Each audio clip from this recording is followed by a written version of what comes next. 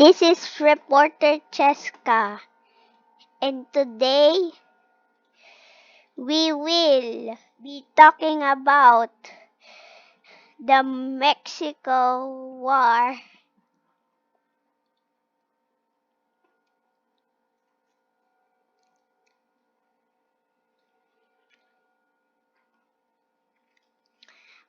The silent war in Mexico. A war is raging in Mexico, but silence from newspapers, international organizations, and politicians has prevented most U.S. citizens and indeed many publics around the globe from taking notice. The war is not dissimilar from the violent conflicts in the Northern Triangle in Central America.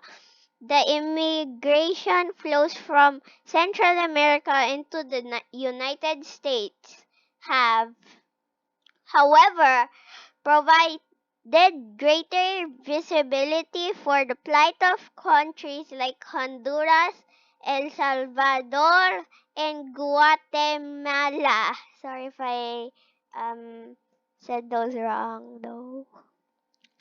Polities beset by seemingly intractable wars between governments and drug trafficking criminal gangs.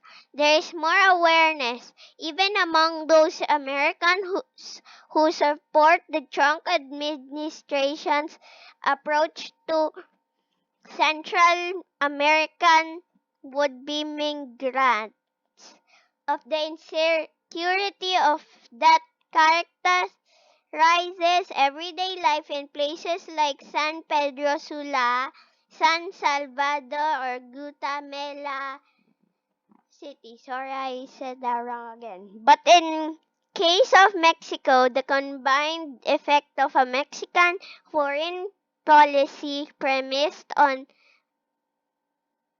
aquí no pasa nada. Nothing happens here. And U.S. foreign policy establishment have been too weighted to looking far beyond its own borders has made Mexico's plight somewhat invisible. For the past 10 years, the government of Mexico has actively worked to downplay the seriousness of the security situation. Beyond national pride, these efforts were motivated by a perceived need to dispel any notion of Mexico at being at risk of becoming a failed state. Back in 2009, when some alliances began talking about state failure in Mexican context, then Secretary of State Hillary Clinton made a trip south in order to display explicit U.S. support for the Mexican war on drugs and to dispel in any notion of the lack of capacity of the Mexican state. The Mexican Ministry of Foreign Affairs regularly instructs its ambassadors and consular officials to neutralize discussions related to violence and drug trafficking, emphasizing that the vast majority of national territory is actually safe. Notwithstanding the detailed travel advisories issued by the State Department and Mexican federal administrations have been reluctant to seek out help from multilateral aid agencies in fears that it may reinforce any image of state fragility. The downplaying strategy has worked in part because the security situation in Mexico is geographically uneven. A level 4 State Department travel advisory, do not travel, has been established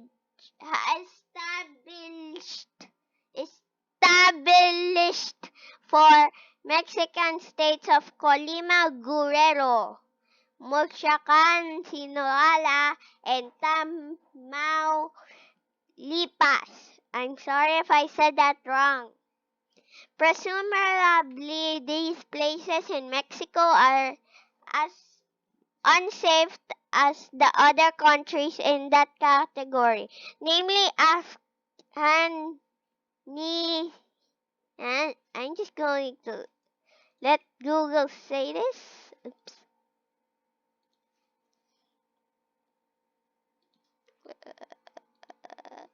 Uh,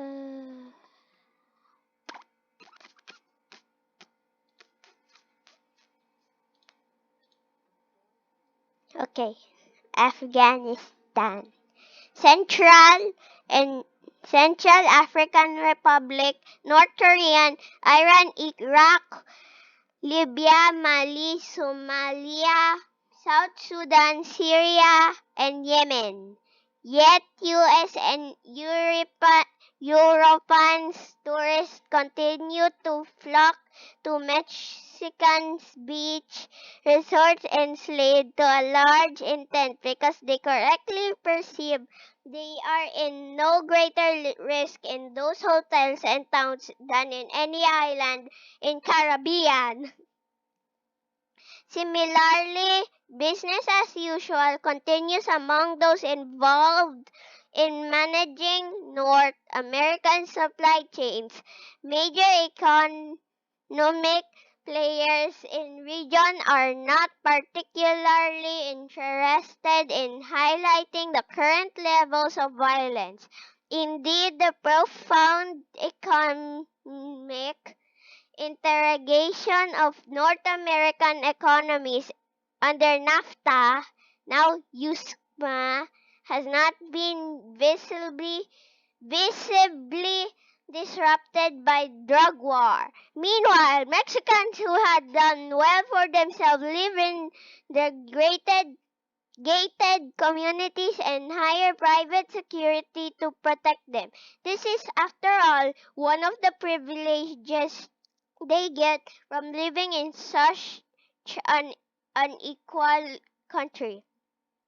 Their incomes are high enough, while the salaries of their private guards are low enough that they can afford to pay for their own protection.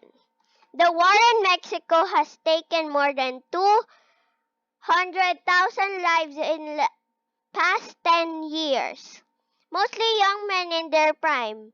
Mass graves dot in Mexican landscape with tens of thousands of people gone missing, most presumed killed. Entire towns have been displaced. Among political scientists, a conventional definition of an interstate of civil war is when a conflict involves 1,000 war-related casualties per year with a minimum of 100 from each side. Mexico surpassed this conventional threshold more than a decade ago. The last few weeks alone have been seen the deaths of Mexican law enforcement, community police, and soldiers numbering in triple digits. Just a few weeks ago, at least 14 state police officers lost their lives in an ambush in Aguililla, Michoacan. In the state, at the end of May, municipal police stations in city of Zamora were attacked, leaving 3 police officers dead and 10 seriously wounded. In Telapaquetapec, one of the most infamous Mexican drug cartels, the cartel Jalisco Nueva Generacion, clashed with the local militia and declared war against their leader El Abuelo, leaving the 9 dead and 11 wounded. Although Michoacan is currently a hotspot of violence, the war is raging in many other states, including Guerrero, where confrontation left 14 civilians and one soldier dead in the village of Tepochica 3 weeks ago.